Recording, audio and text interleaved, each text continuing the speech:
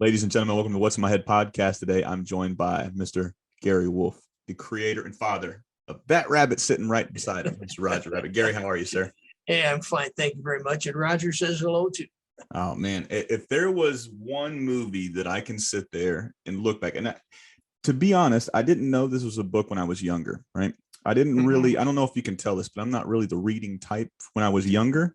That's progressed and I've gotten better at reading since I was a little boy and have since read this book. But this movie specifically and that character was so huge for me as a little kid. Taking a step back, when did that thought of creating that rabbit sitting right next to you pop into your head? You remember? Oh, I remember exactly. I was writing my fourth novel. I had a 4-book contract with Doubleday, and I was writing my fourth novel in that 4-book contract. And I wanted to incorporate the things that I loved reading when I was a kid. And the things that I loved reading when I was a kid were comic books and what today you would call noir mysteries. Back then, my father read them. They were true crime mystery books, and these were magazines that had stories about true crimes, usually gruesome murders, and they were factual stories with actual photographs. So they would send a photographer and a writer to a crime scene, and the writer would write it up, and the photographer would take pictures of the dead bodies. Sometimes move the dead bodies around so they were more photogenic. And my dad read these, and my mother, good woman that she was, told me, she said, the way you are going to advance in life, the way you are going to get out of this town. I was brought up in a small farm town in Illinois, 1,400 people, where my dad ran the pool hall. And my mom worked in the cafeteria. My mom said, the way you're going to get out of this town and not wind up working and owning your dad's pool hall is to read, just read. So, good mom that she was, she never put any restrictions on what I read. So I read comic books, Superman, Batman, Wonder Woman, Uncle Scrooge, whatever you had. I watched cartoons, and I read my dad's true crime magazines. Luckily, I graduated to a better quality of true crime magazine, noir mysteries, Raymond Chandler, Sam Spade, Mickey Spillane, but basically hard-boiled crime. So I had a 4-contract book with Doubleday to write 4 novels. The first one was Killer Bull.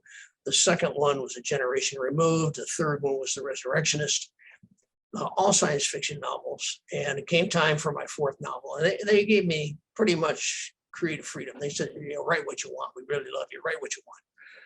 So I wanted to write something that incorporated those 2 loves of my life, cartoons and comic books and noir mysteries. And not easily done to figure out how to put those 2 together.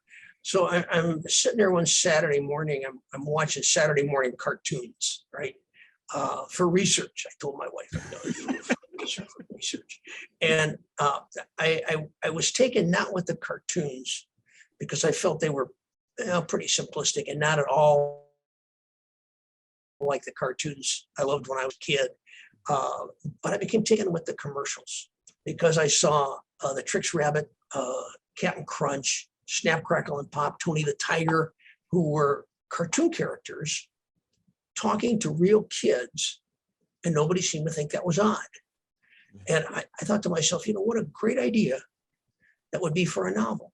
What if I created a world where cartoon characters were real? What kind of a world would that be? So I spent a year just researching all the kinds of things that happened in cartoons and comic books that I could use in a real world that would be funny and unusual and interesting. And I wrote the book. I wanted my lead character to be a rabbit because I wanted him to be kind of Disney-esque. And this was way, way before there was any relationship with Disney. I just wanted my lead character to be a kind of a fun-loving Disney kind of rabbit. And they didn't have a rabbit. I mean, Warner Brothers had Bugs, but Disney didn't have anybody. So I came up with Roger and made him kind of a Disney-esque rabbit, married to a real kind of woman, a cartoon woman, Jessica, and whom I modeled after Red Hot Riding Hood, which was a Tex Avery character created in the 40s, 30s, and 40s, and named the detective, my detective Eddie Valiant. I named him after my dad as a thank you for introducing me to all those graphic crime magazines, and did the novel. I came up with a premise that would only work in a world where cartoon characters were real. Wrote the novel, and it was clearly the best thing I had ever written in my life. I mean, it was just it was brilliant, and I'm not being boastful. I mean, all the reviews and everybody who reads it says, wow, this is a brilliant novel. Yes. So I sent it to Doubleday as the fourth novel in my 4-novel contract. And for the first time in my professional writing career, I mean, I'd written hundreds of short stories and 3 novels, never had a reject. And they rejected my book, which was called Who Censored Roger Rabbit. They rejected it. So I called my editor and I said, Sharon, why did you reject this book? This is clearly the best thing I've ever written. And she said, I think so too. But it was so unusual. It was so different from anything you've ever written before. So different from anything anybody's ever written before that I had to send it over to the marketing department. And it was the marketing department that rejected it. So I called the head of the marketing department. I said, hey, Chuck, why did you reject my book? And he said, oh, well, said we all thought it was really, really funny, but there's no category for it. There's no place for it on a bookstore shelf. It's not a regular adult novel. It's not a children's book. It's not a regular noir mystery. It's not a fantasy. There's no place for it. I can't sell this book. So I said, well, Chuck, what would you do if somebody gave you today Gulliver's Travels or The Wizard of Oz or Alice in Wonderland? What would you do with those? And he thought for a minute. He said, man, I couldn't sell those either. So I went to my agent. I said, Bill, what are we going to do here? Because if I can't sell this, I don't want to be a writer anymore because this is what I want to write. And he said, oh, don't worry about it. It's a brilliant book. We'll find it a home. So he started sending it out to other publishers, sometimes different editors, the same publisher. And along the way, it got 110 rejects. It was rejected 110 times. In those days, you got your rejects by mail. I guess now they come by email. I don't get that many, so I don't know, but I'm assuming they come by email. But in those days, they came by mail. And my wife used to call my trip out to the mailbox every day the daily disappointments, because I would walk out and I would come back with 5, sometimes 6 rejects on Who Censored Roger Rabbit. So, I never gave up, never lost hope. Finally, on the 111th submission, we went to a woman named Rebecca Martin at a publishing company called St. Martin's Press. And Rebecca had just published a big major bestseller for them. So the president gave her a vanity project. He said, look, next book you publish for us, whatever you want, you can publish anything you want. And just at that time, Roger Rabbit came across her desk. And of course, she loved it. All the editors loved it, all 110 of them. It came across her desk and she said, okay, this is the book. So she took it to the president of the company, said to him, this is the book I want to publish for my vanity project. He said, okay, I'm going to take it home. I'm going to read it tonight. We'll talk about it in the morning. So he went home that night, read the book, came back the next morning, called her into the office. He said, Rebecca, I told you could publish any book you wanted, but you can't publish this because I can't sell it. And Rebecca stood up to the plate. She said, look, you told me I could have a vanity project. I could publish any book I want. Publish that book or I quit. So they published the book and there you go. Albeit in very, very small quantities. It was like 5,000 copies, hardcover. I'm on the cover. Is she still around? Well, let me tell you, people ask me, if you could relive your life, would you do anything differently? And if I had a time machine, and if I could go back, that book came out in 1981, I would go back to 1981 and I would buy all 5,000 of those copies, because in 1981, they cost $298. Mm-hmm. And if you can find an original on eBay today, it's well north of $500. So I would have bought them all, put them in a barn somewhere, and then sold them off today. But yeah, if you go to my website, www.garywolf.com, you will see the book. It actually just came out again in hardcover. And it is the same cover as it was in 1981. Me and a rabbit that I had created by a company called Kamar. Because in the book, he's a brown rabbit. He became a white rabbit later for reasons we can talk about. But I had a real rabbit made, and the photograph is showing the rabbit from the back and me from the front, dressed in a trench coat and hat. And the hardest part of the photo shoot was it took hours and hours, but I had a cigarette in my hand, and I don't smoke, but I had to have a burning cigarette. There was no Photoshop back then. So I had a burning cigarette, and the smoke kept going up my nose and making me cough. And, you know, so much for my career as a male model. But that's how it came to be. And that's how the rabbit came to be. Is she still around? Well, no, she's not. She apparently did not marry well. She married a guy who turned out to be a gangster. Mm-hmm. And the last I heard, she was in witness protection, living somewhere where even I can't communicate with her. I only hope that she hears this, and wherever she is in Tucson, Arizona, or wherever they put those people, and knows just what a debt I owe her. Yeah. That's thank you for sharing that story. When does Disney approach you to do this movie? Well, okay, so the book I sold the book in 1980, Mm-hmm. and it took about a year in those days for a book to go from being purchased to actually being published. So in that year, 1980 to 1981, it was probably halfway through the year, I get this call on my home phone.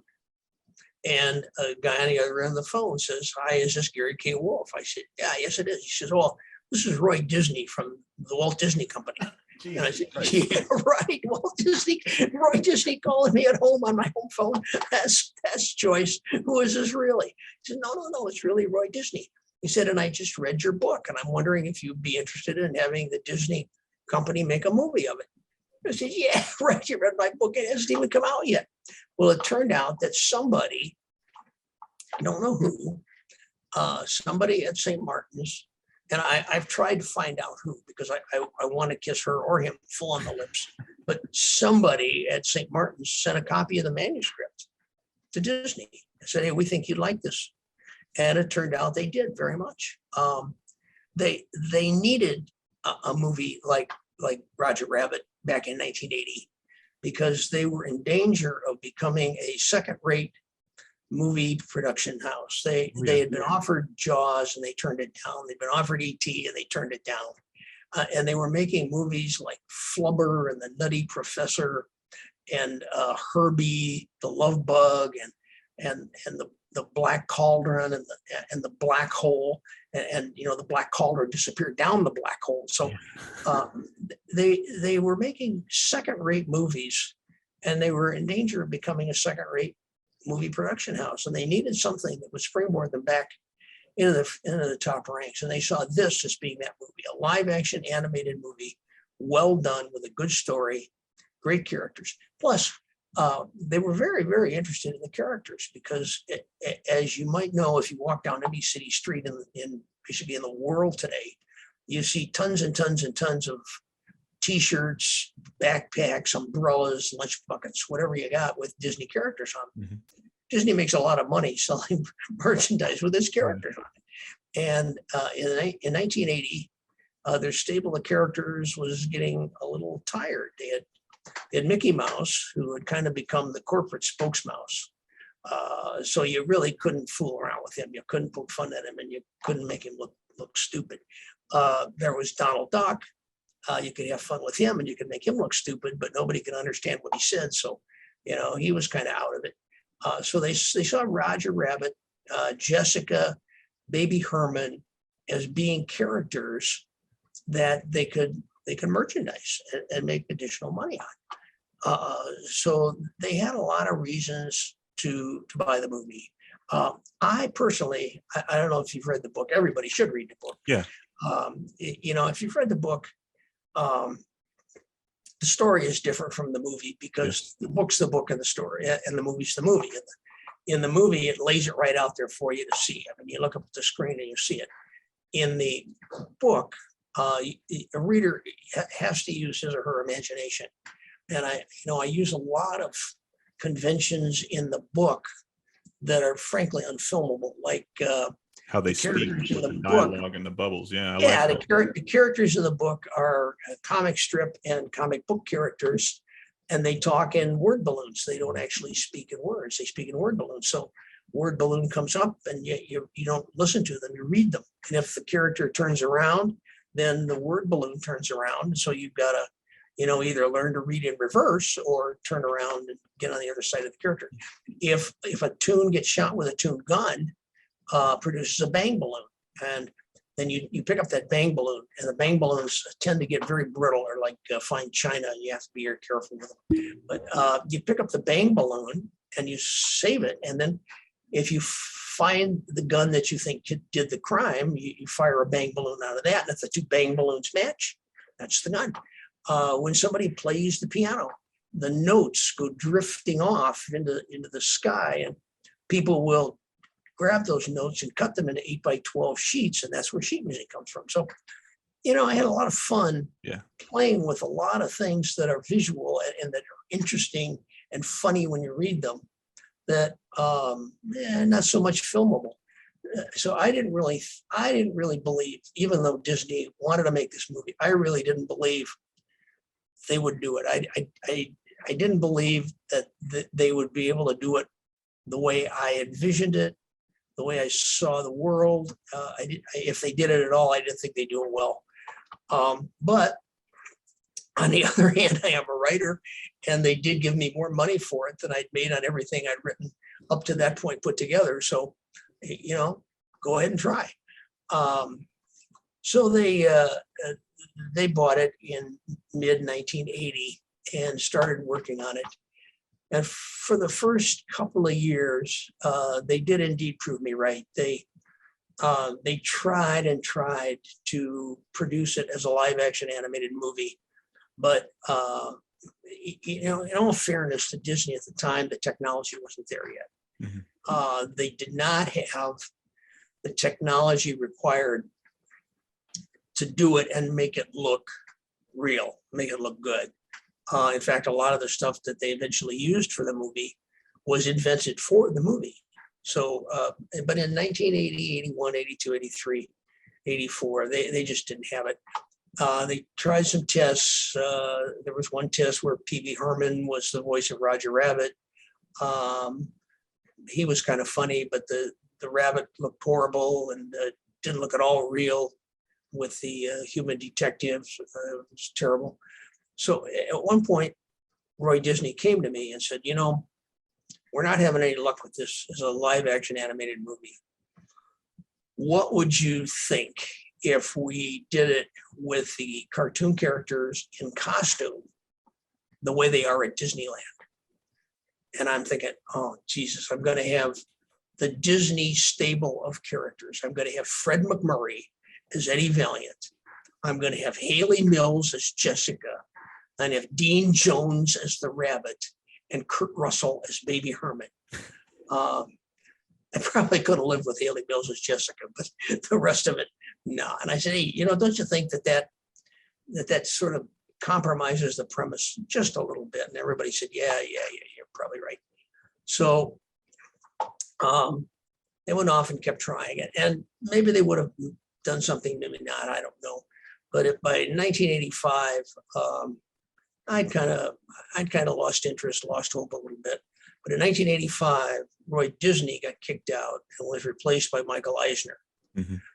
So Mike Eisner came in and brought with him Jeff Katzenberg, whom he'd worked with at 20th Century, and they produced a string of big budget box office smash hits.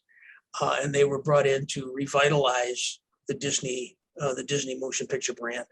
So Jeff Katzenberg came in as the head of both live action and animation.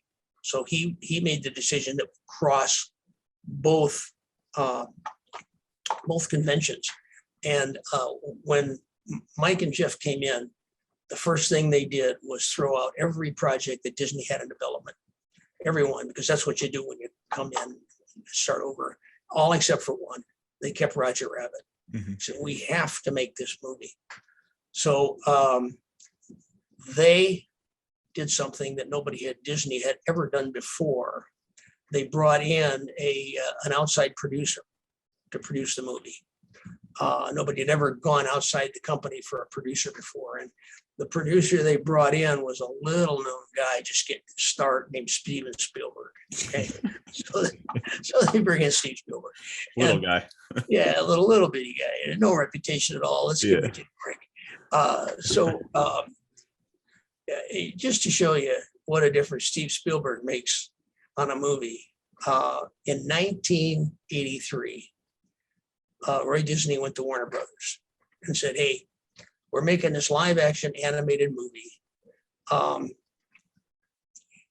We'd like to have Bugs Bunny do a cameo.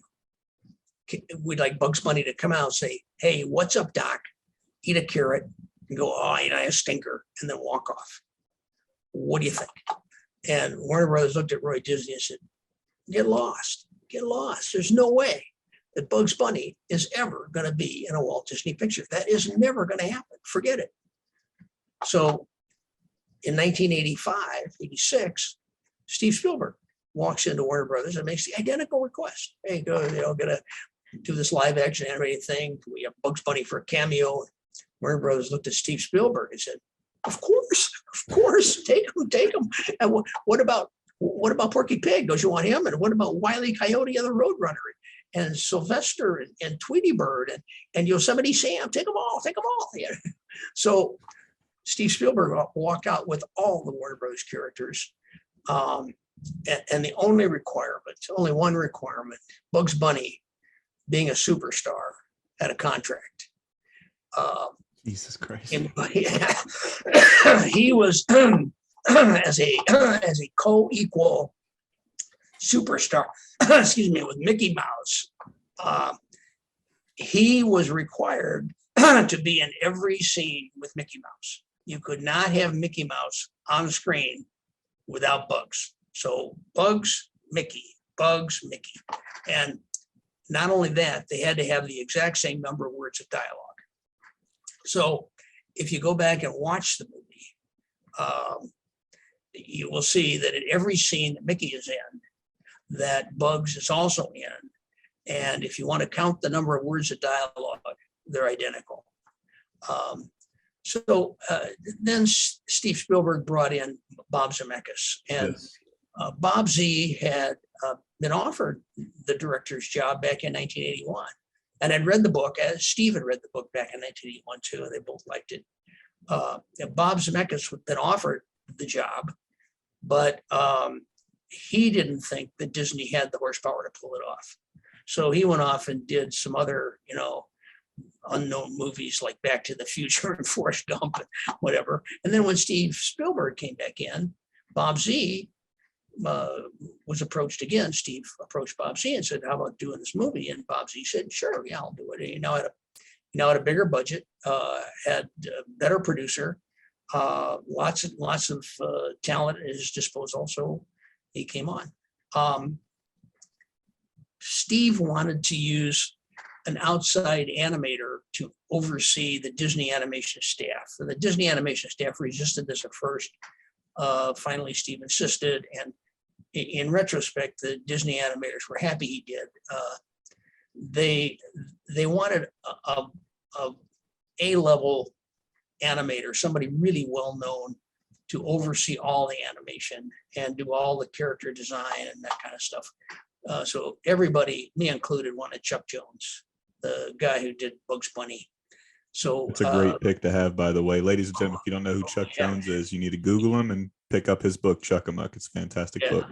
Incredible. So we interviewed Chuck Jones, and terrific guy. Terrific guy. He was willing to do it, but he was old at the time. I think he was in his late 60s, maybe even early 70s. And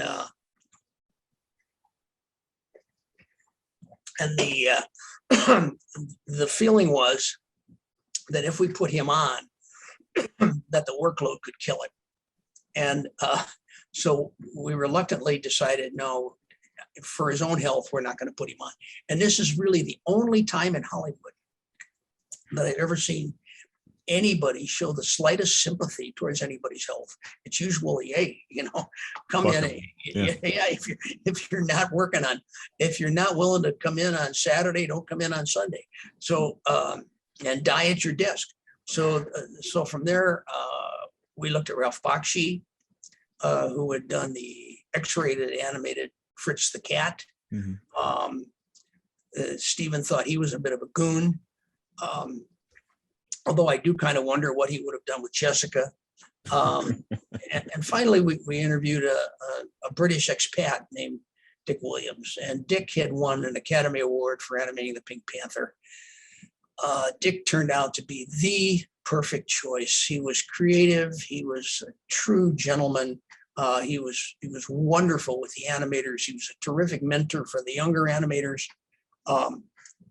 The older animators all recognize his talent, look up to him. I don't think the movie would be half the movie it was as anybody else been involved as lead animator. But Dick sat down with me to draw the characters because, as I say, I'm a writer, not an artist, and I wrote the book, and I had described the characters in the book, but I had never actually seen them except in my head. So we sat down, and first we did Roger, and he's pretty much the way he looks in the book. He's got the red overalls, the polka dot tie. Dick thought that in the book he's a brown rabbit, mm-hmm. and Dick thought that on screen a brown rabbit would blend into the background, and you would lose him. You would lose focus on him. If he was a white rabbit, he would pop. And I think Dick was right on that. So we changed him from a brown rabbit to a white rabbit.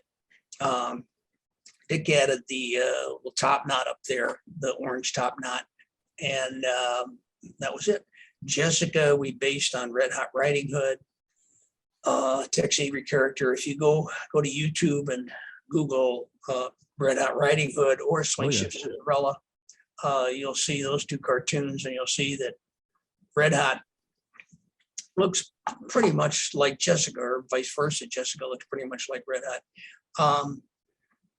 Dick wanted Jessica to have those outlandish curves, shall we say, the narrow waist and the big chest, because he wanted mostly other animators. A lot of this was done to impress other animators, non-Disney animators, but he wanted other animators to know that they hadn't rotoscoped this. And rotoscoping is a technique where you photograph someone live action and then you just draw over them.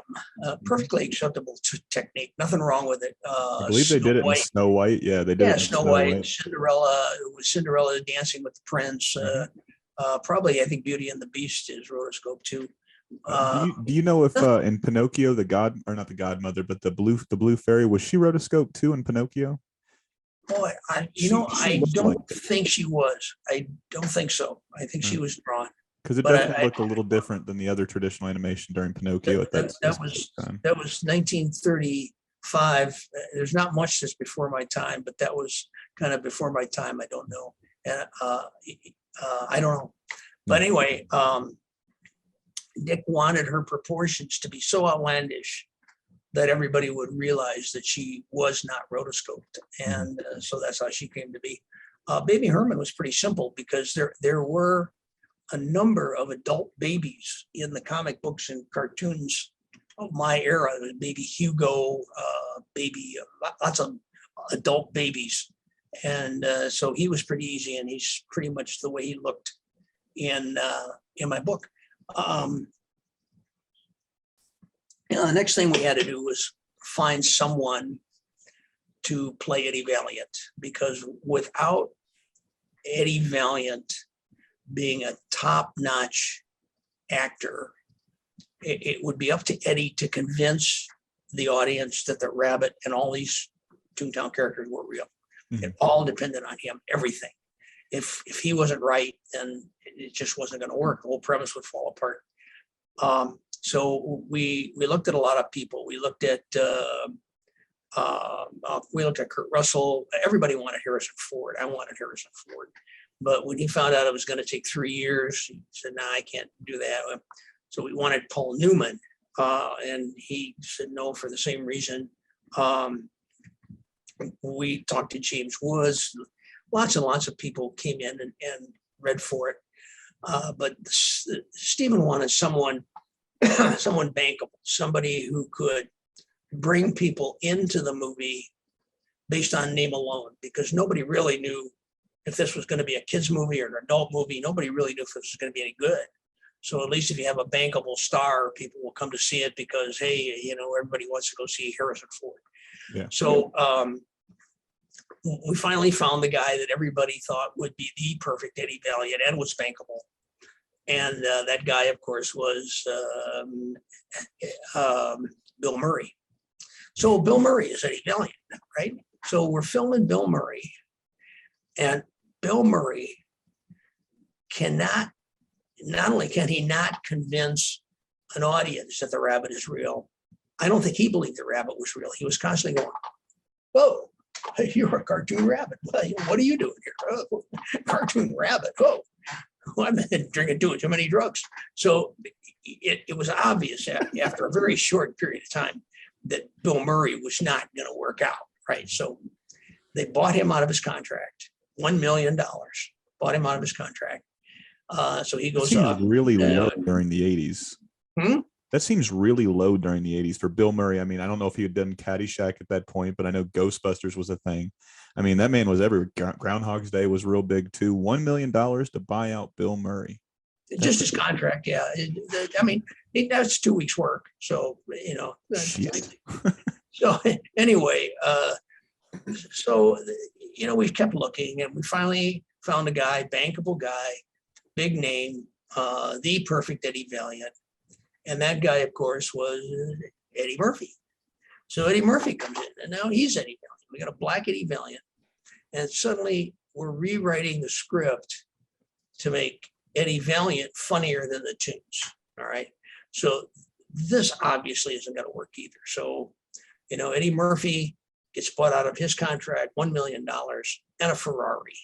And he goes off. And so, we're looking.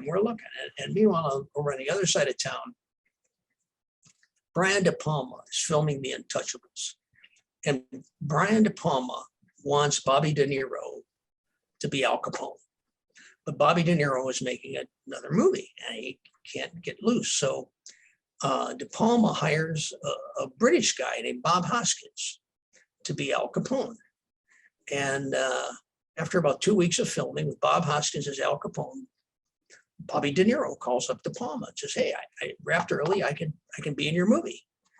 So Bob Hoskins gets fired. Now he's got $1 million and nothing to do. So, they say, "Hey, let's bring in Bob Hoskins and let's see if Bob Hoskins can do the role." And I said, I'm a big admirer of Bob Hoskins. I've seen everything he'd ever done. Long Good Friday and Mona Lisa. Terrific actor. But he's British, and he's not just British, he's Cockney British. I mean, there is no way that he is going to be able to convince anybody that he's a prototypical LA private eye. So Bob Hoskins came in and read some scenes. And not only did he speak in a perfect American accent, not just perfect, but a perfect LA private eye, hard-boiled detective accent, But on a bear stage, first time out of the box, he convinced everybody watching him that rabbit was real. He was the most amazing actor I have ever seen in my life.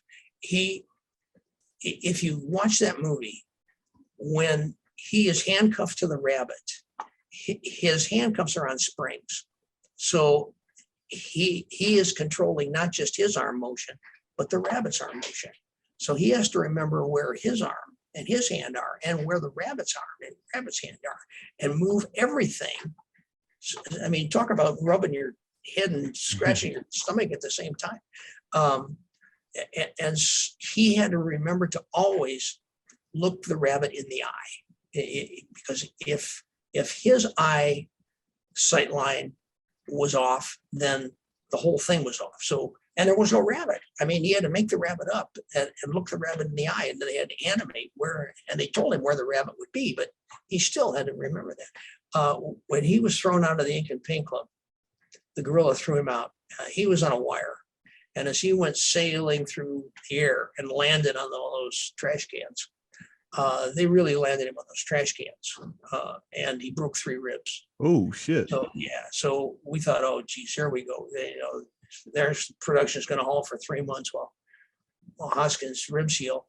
Came in the next day, taped up, said, "Let's go."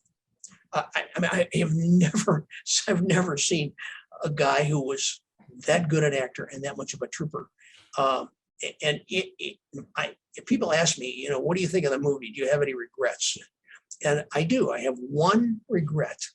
My one regret is that Hoskins did the most fantastic job of acting that I have ever seen an actor do in a movie, and he did not even get nominated for an Academy Award.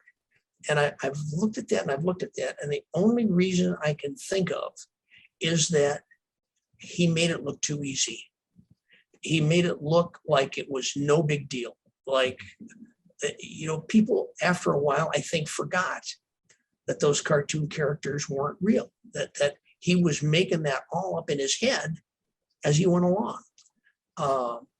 And I really regret that he did not win the Academy, or at least get nominated for it that year. It's my only regret about the movie.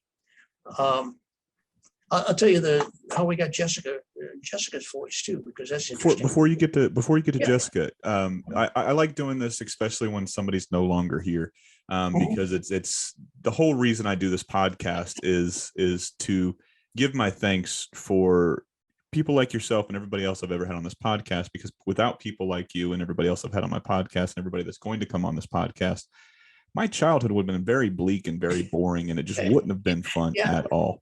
You know what I mean? So with that being said, whenever somebody is no longer here that had such a huge part in so many people's lives, I always like to ask, do you have a favorite X, Y, and Z story of person A, B, or C? So do you have a favorite of our perfect Eddie Valiant story? Do you have a story of him, or Bob Hoskins? Yes. Yeah. If you ask Bob Hoskins how he got into acting, all right, Bob Hoskins would tell you that he had been a dock worker, and he was in a bar one night, and everybody was going up to the second floor, and he thought there was a hooker up there. So he went up to the second floor, and he opened the door expecting to find a hooker, and instead he found a room full of people. They gave him some pages and said, "Here, read this." And he didn't know if that was maybe what you had to do before you could go to bed with a hooker. So he read them, and it turned out it was casting, and he got the role. Right? Now, that's what he tells you. In reality, Bob Hoskins was trained as a classical Shakespearean actor. He went to acting school. He knew more about acting than any 10 people I've ever met in my life. But when the legend conflicts with reality, print the legend. Right? Yeah. And I didn't mean to cut you off. So we're talking about Jessica Rabbit and how she came to be.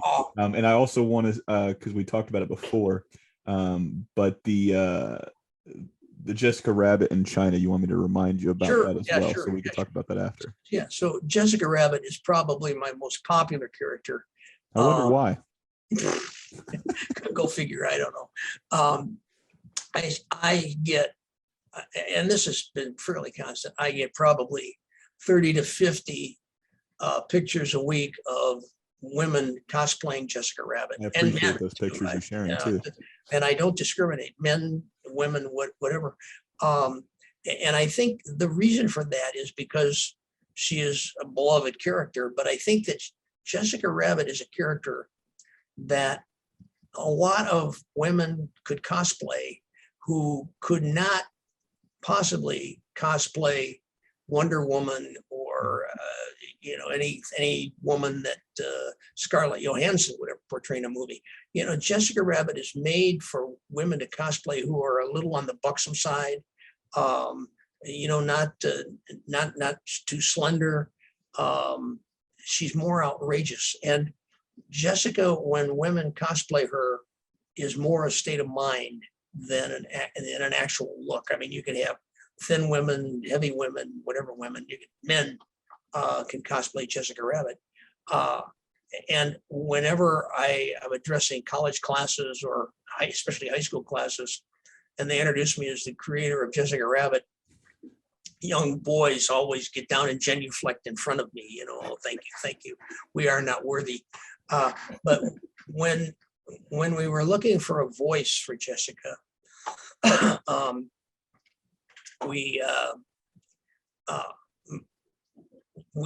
Bob Z wanted Kathleen Turner. He'd worked with her in Romancing the Stone, and she had a great voice. And I thought, yeah, she's perfect, but beautiful woman. If you ever saw Body Heat, and she just take your breath away.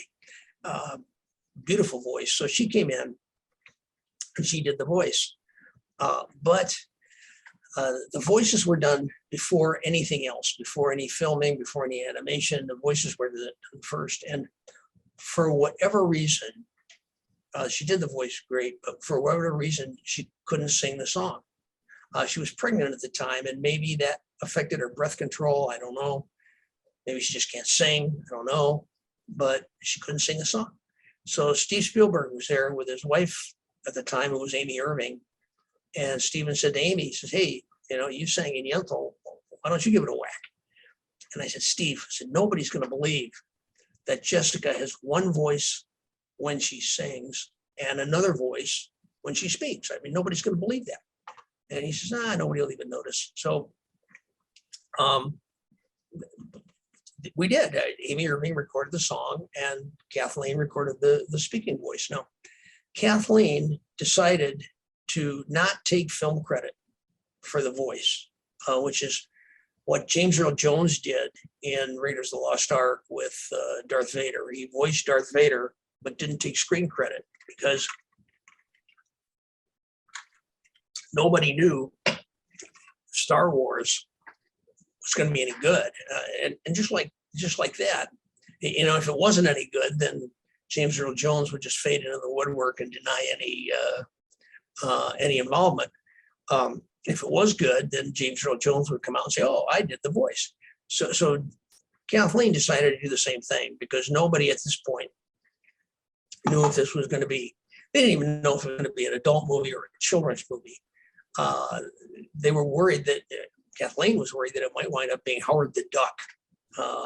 So she agreed to do it with no screen credit. And that way, if it failed, she would just step into the background. If it was a success, she would be the voice of Jessica Rabbit. So she didn't take screen credit, but Amy Irving did. So if you stick around and read the screen credits, which I think run for like 20 or 30 minutes, but you will see Amy Irving singing voice of Jessica Rabbit. As I say, Jessica, probably my most popular and most successful character. And I was in China a few years back, and I was there for 6 months. I went around the whole country, and I was addressing animation schools, of which there were many in China. There are many, and they're old school.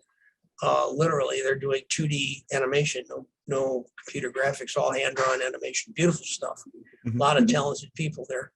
And every time I would give basically, my Roger Rabbit talk, and every time I would mention Jessica Rabbit, they would call her by a Chinese name, and everybody would chuckle or laugh. And so finally, I asked the translator, I said, why does everybody laugh when I say Jessica Rabbit? And he said, well, in China, Jessica Rabbit is known as Big Melons. Whoa, I got it. So I am the Big Melon Man, right? That's phenomenal, man. Thank you for sharing those stories. I know we talked earlier as well. You have a Jessica Rabbit Origins novel coming out pretty soon. Yeah. It's called Jessica Rabbit Serious Business, with Serious spelled Xcrious, Serious Business.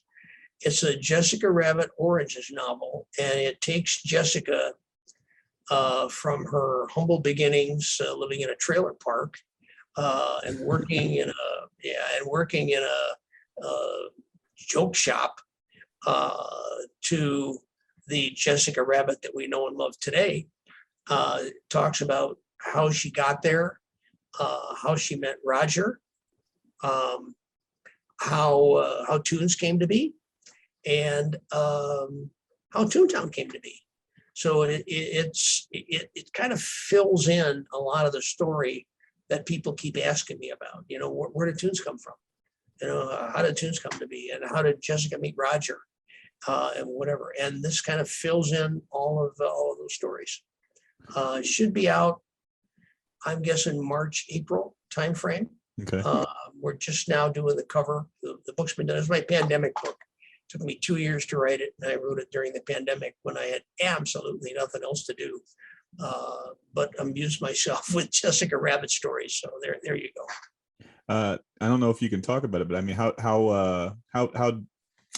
long is the book? I guess is what I'm getting at. Is it a pretty decent book? Is it going to be? It's about, in terms of pages, it's probably the longest book I've written. I think most of my books run 280 to 300. I think this one is 365, 385. So it's pretty long, pretty decent.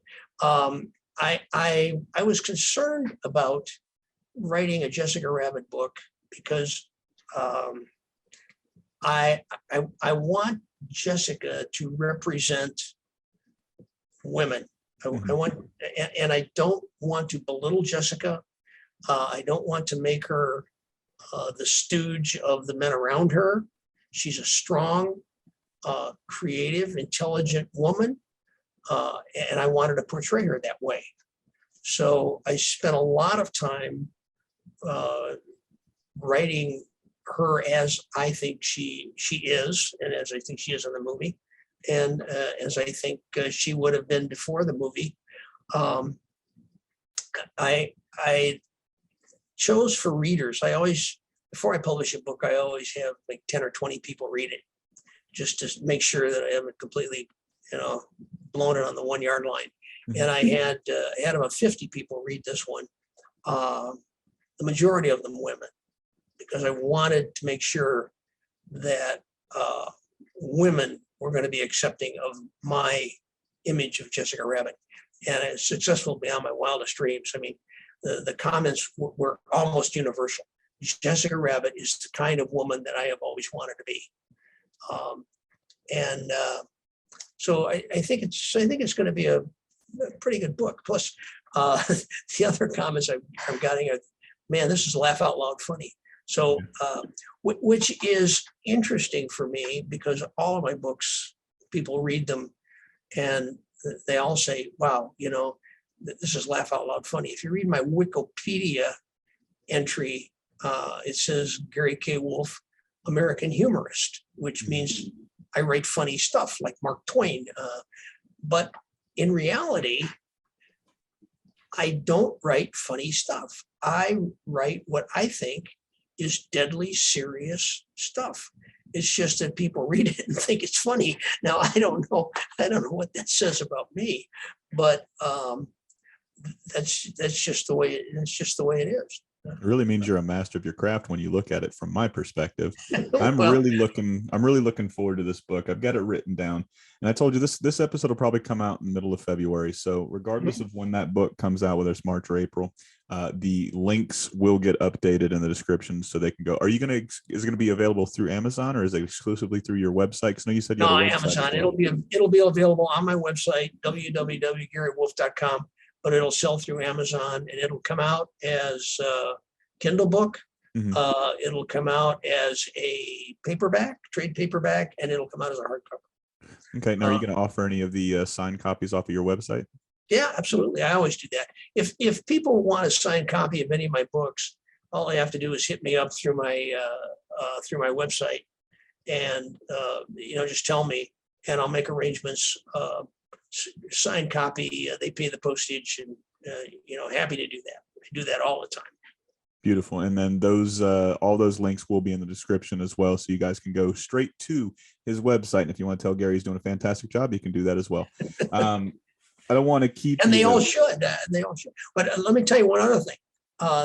The three Roger Rabbit novels, who censored Roger Rabbit, which is the first, who plugged Roger Rabbit, which is the second, and who whacked Roger Rabbit, which is the third, all just came out as audiobooks. Are you reading them? Yeah, no, I'm not reading them. I just read a novel by a guy who writes a series of novels that I really enjoy. And I won't tell you which one because you may figure it out, but on one of his, he reads it himself. And there's something an author should never do. Just don't do it. These guys who read books read them for a reason, because they're professional readers, and don't do it yourself. But I tell you, having them come out on audiobook saved me so much time, because the way I used to handle that was if somebody wanted an audio version, it would call me up and I would read it to them over the phone. Jesus. And it just took forever. It saves me a lot of time. I can only imagine. Yeah, so like I said, I'll make sure those links get in there. I'm really looking forward to those. Looking back, I mean, I don't know why my mind's blanking, but what year did the movie release? 1988. 88. So that was a year before I was born. Came out in 1988. I went to the Academy Awards in 1989, where I sat close enough to Cher to smell her perfume. And we won 4 Academy Awards for the movie. It was the highest grossing movie of 1988. And up until the last accounting I saw, which was like last month, it grossed like 700 million in 88, and it's now well over $1.5 billion. It's still going. Phenomenally successful movie. I'll answer the question that everybody is going to ask anyway: is there going to be a sequel? In Hollywood, money talks, and a movie that's made $1.5 billion, the rule of thumb is that a sequel will make 3/4 of that. So 3/4 of $1 billion is not chump change even in Hollywood. A lot of the reason why the sequel didn't get made was political. The characters all changed. Michael Eisner left, Jeff Katzenberg left. Steve Spielberg kind of came and went with the Disney umbrella. But my sense of it is that the stars will align, and that sooner or later there will be a sequel. Yeah. That'd be really cool. Excuse me. That'd be really cool to see, man. It's one of those franchises that, even though, because you brought it up earlier, Back to the Future, even though Back to the Future had 2 sequels, I feel like that movie, the first one, could have been a standalone, never seen another one. And yeah, the fans would have wanted more. I see Roger Rabbit in that same light. I see that as a movie that I would love to see one, but very rarely do you ever capture lightning in a bottle twice.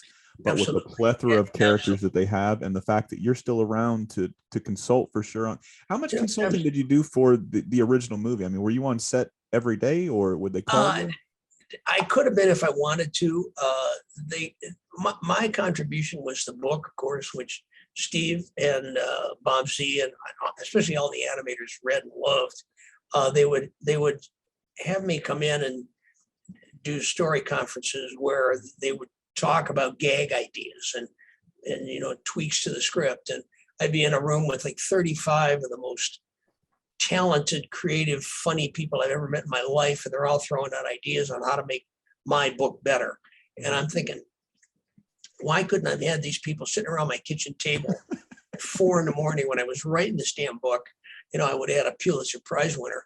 When the movie's being made, when it's actually being shot, there's not much for the writer to do. And frankly, I'm a writer. I'm not a movie maker. I find the movie making process to be kind of boring.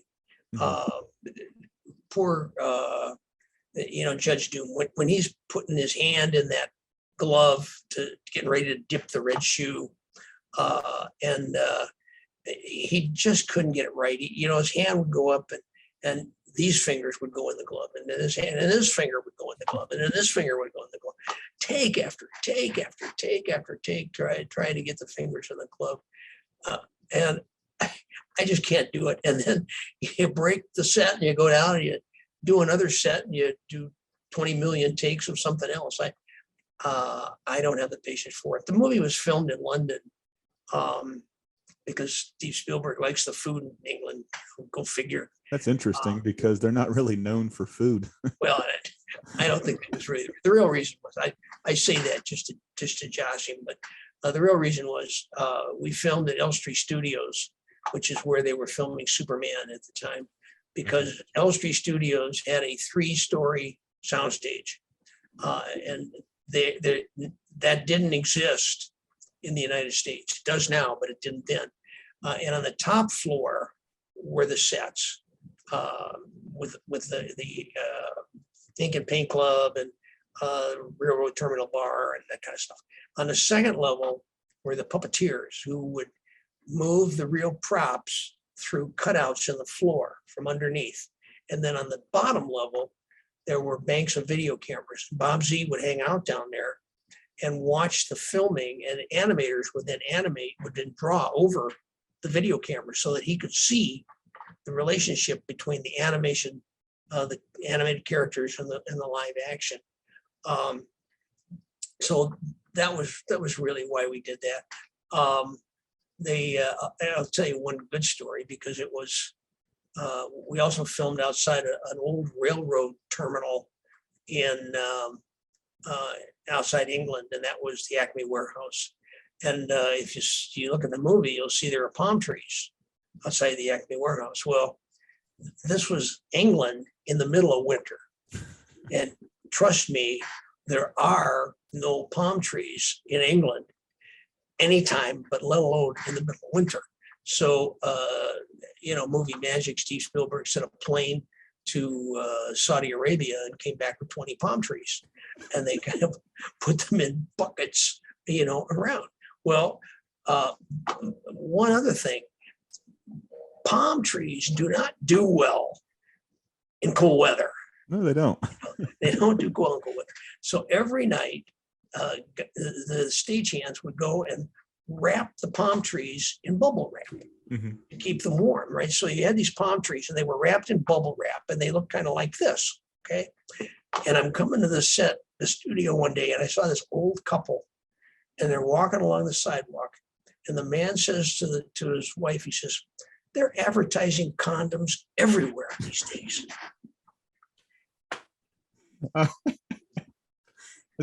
Taking a peek real quick at that, what part of the budget is that one getting pulled from to fly to Saudi Arabia to get 20 palm trees, not to mention 20 palm trees worth of bubble wrap? Well, who knows? I mean, that's why I give, Steve Spielberg takes credit for it. I take credit for it. Bob Zemeckis takes credit for it. The guy that really ought to take credit for it is Jeff Katzenberg, because he's the guy that signed the checks. And when he started at Disney, he produced the famous Katzenberg memo, in which he said, the problem with studios, why movie studios fail, is because they're always going for the home run, always going for the home run. He says, we are never going for the home run. We're going to go for the single and the double. and I am never going to spend more than $14 million on a movie. Now, back in 1985, when he wrote that, that was a lot of money. So for the first production budget meeting that we had with him, Don Hahn, the producer, said, well, my preliminary estimate for how much it's going to cost to do this is 35 million. And it's probably going to be more, probably going to be a lot more. And Jeffrey didn't blink an eye. He said, okay, do it, but just make sure you do it right. And as the budget went up, it went up 35, 40, 50, 60, eventually went to $78 million. And Jeffrey never batted an eye. He would look at the dailies, and he would look at the animation, and he would say, okay, keep going, just do it right. So I'm sure that a couple of palm trees and some saran wrap is just a drop in the bucket in a $78 million budget. You know, they probably picked up a gallon of hummus for the crew. I don't know. Hey man, if you're going there, you might as well pick up some hummus, because everybody can enjoy a little bit of hummus from time to time. As we start to wind down, because I want to keep you too much longer. This has been a blast. I mean, we've only scratched the surface, so if you're up for it, I'd love to have you on down the road, maybe in a few months. Sure. After the Censored Rabbit novel comes out, we'll do it again. Beautiful. That sounds delightful, man. I'm really looking forward to that. So we got a few questions here, and I like saving these towards the end. I didn't write anybody's name down, so I apologize ahead of time. With an infant son, it's very hard to find time to get away to write some stuff down for extracurricular activity. But I figure we'll ask him, and then the first thing that comes to your mind, that's what we'll go with, if that's okay with you. Sure. And favorite scene in the movie? Favorite scene in the book as well. Bumping the lamp, where Roger is in the back room at the terminal bar, and he bumps the lamp, and the lamp goes back and forth, and it changes the shadowing on Eddie, on Dolores, and on Roger, and on everything around. And it is a phenomenal bit of animation, terrifically difficult to match up the shadows on everything else and the shadows on Roger. And in fact, now when animators do a piece of animation that they think is incredibly spectacular, they refer to that as bumping the lamp. And that's my favorite scene. That's awesome. What's your favorite part of the book? Oh, geez, my favorite part of the book, I guess the first page where you meet Eddie and you kind of meet the rabbit. I guess that would have to be it. I also like the ending, because the ending is kind of different from the movie, terrifically different from the movie. And the ending is so hard-boiled. It's just prototypical hard-boiled ending to a noir mystery. Beautiful. Was there any characters that was there any characters that you wanted to see in the movie, both from Disney or Universal Amblin, that didn't make it? Sure. Yeah. They had some problems getting some of the characters. But the Warner Brothers came in easily, but when we went to Fleischer and tried to get Popeye, they wanted a horrendous amount of money for Popeye. You remember how much? I don't, but a lot more than we were willing to pay. And so we didn't get any of the Fleischer characters.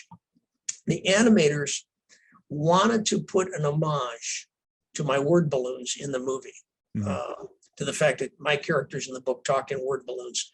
And they had tried using word balloons early on in the movie back in 81, where Disney tried doing it, but it made it a silent movie. So, it actually didn't work. But the animators wanted to have at least one word balloon as an homage to my book.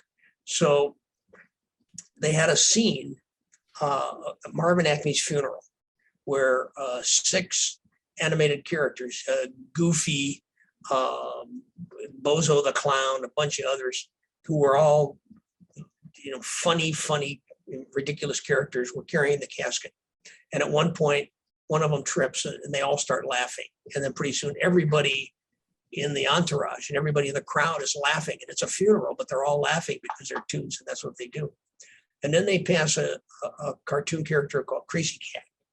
And Crazy Cat was a black and white cat from the 30s and early 40s in newspaper comic strips and cartoons and in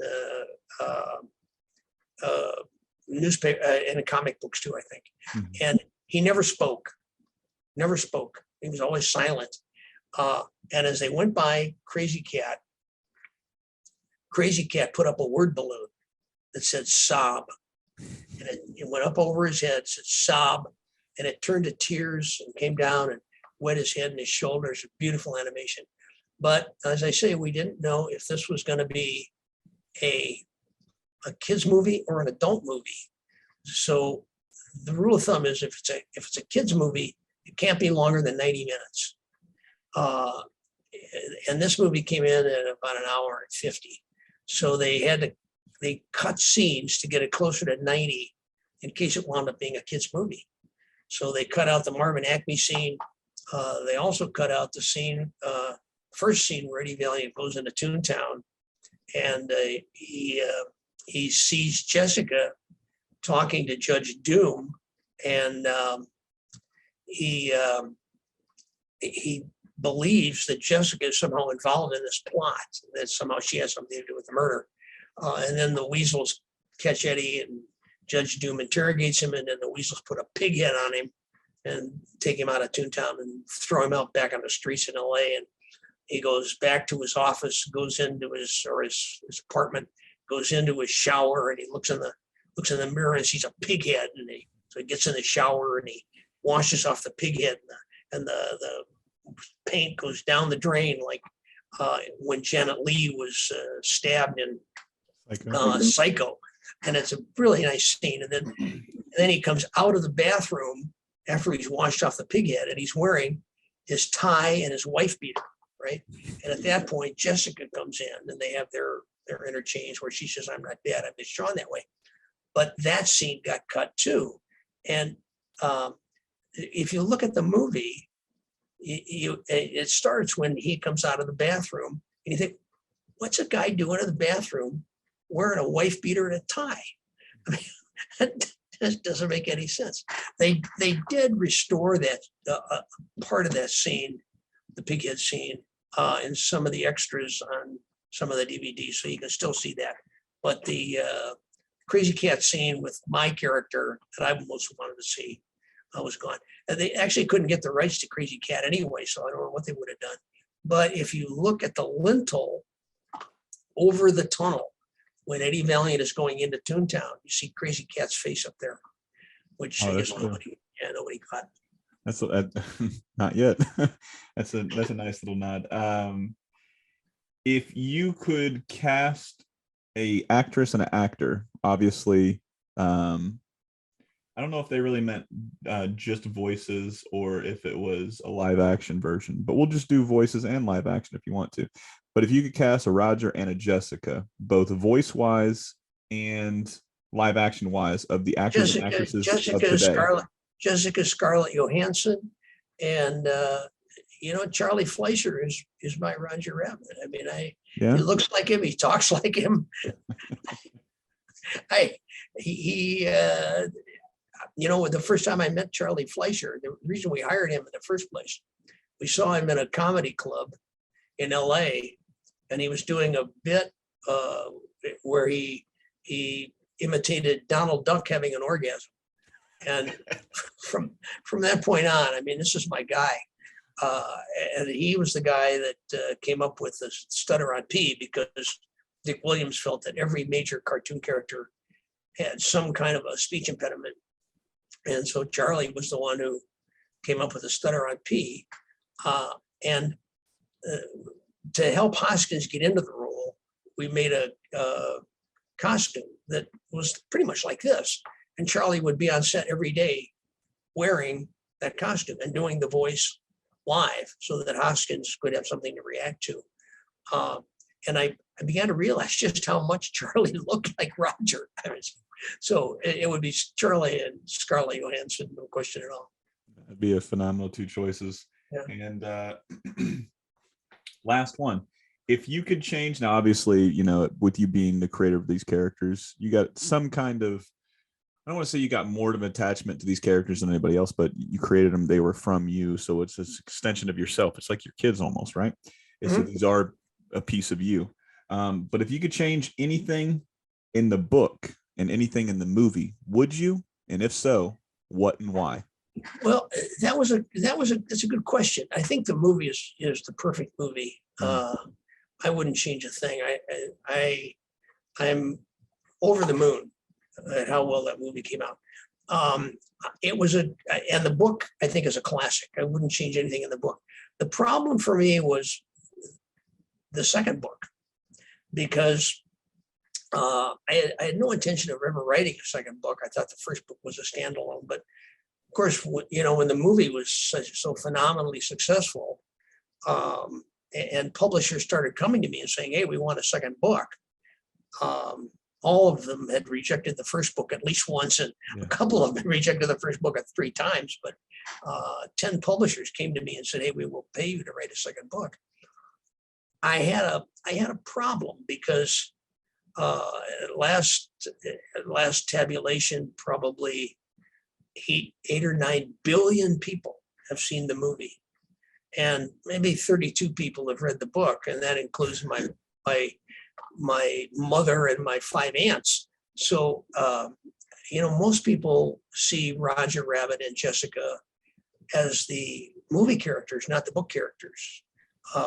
So for the second book, I had to decide: am I going to Disneyfy this or keep it as a kind of a dark, brooding, hard-boiled private eye? And I decided it's not exactly a hybrid. It's still more the book than the movie, but I did change the characters so that instead of speaking in word balloons, they now have the option to speak verbally if they want to. And Jessica always does. Jessica thinks that word balloons make her look unattractive.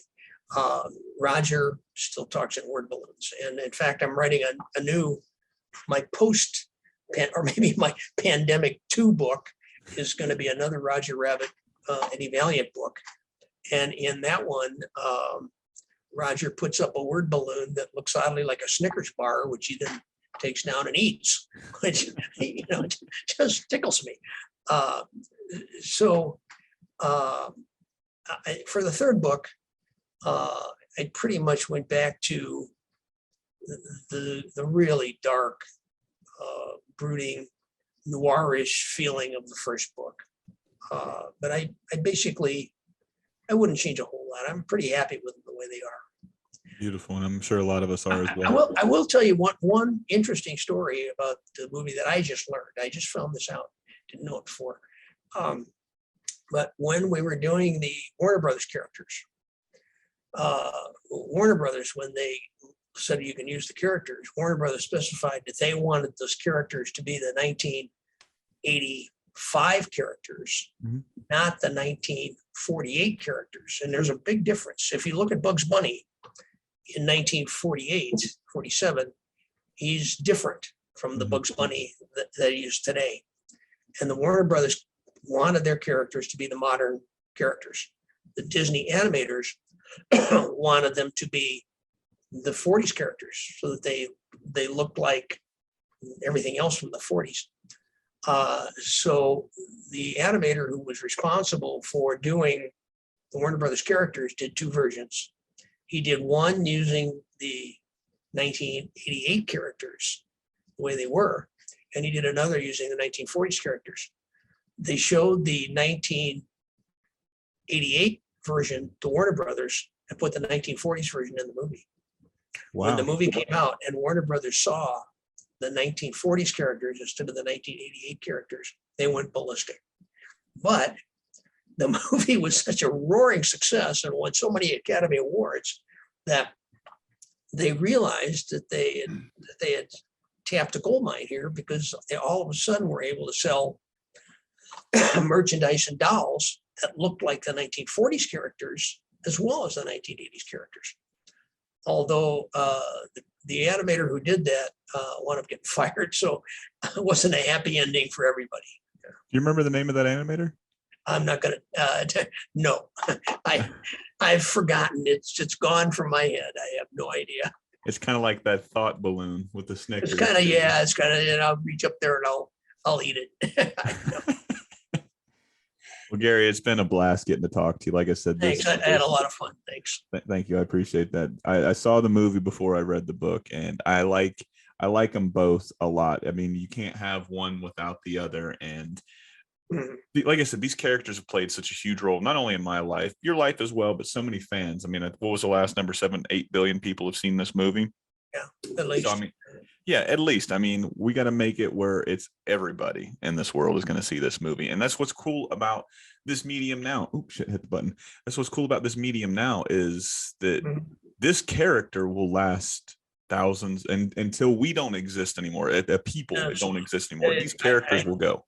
I am amazed that the characters I created will outlive me, and characters I created have become cultural icons. I mean, one last anecdote. I got my first COVID vaccination back in, I can't remember, February, I can't remember, a while ago. And this was a biggie for me because this meant I'm going to live. I'm going to die with an incubator down my throat. So I was really excited about this. And I got vaccinated at Fenway Park. They had a big vaccination site at Fenway Park. And I said, all right, I am going to give whoever jabs me with that needle, I am going to give them a first edition copy of my Roger Rabbit book, like $500 book. So I brought the book and I was wearing my Roger Rabbit t-shirt, my dress t-shirt, which is big Roger Rabbit.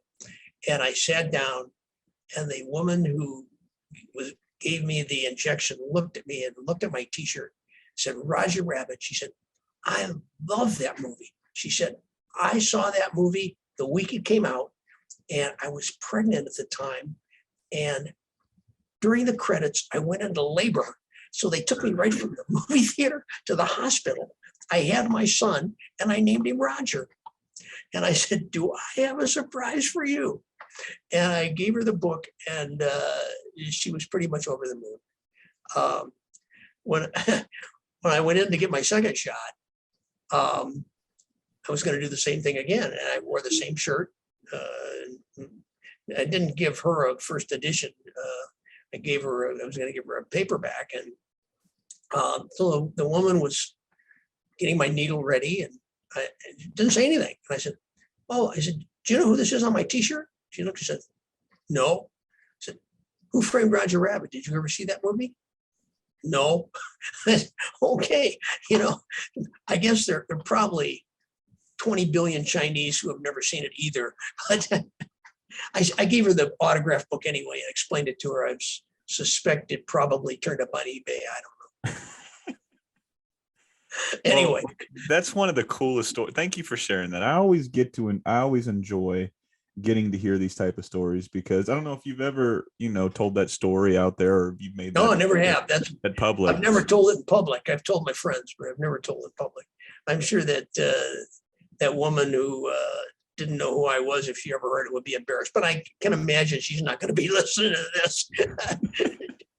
No, probably not, man. But that first story, that's really cool. That's something you can be like, holy shit. Not only have I just inspired future generations, because there's quite a few animators that I've had on this podcast that strictly talk about this movie. One of them being Sabrina Alberghetti. She worked on a lot of the Ed, Edd n Eddy. She's working on a lot of Disney stuff as well.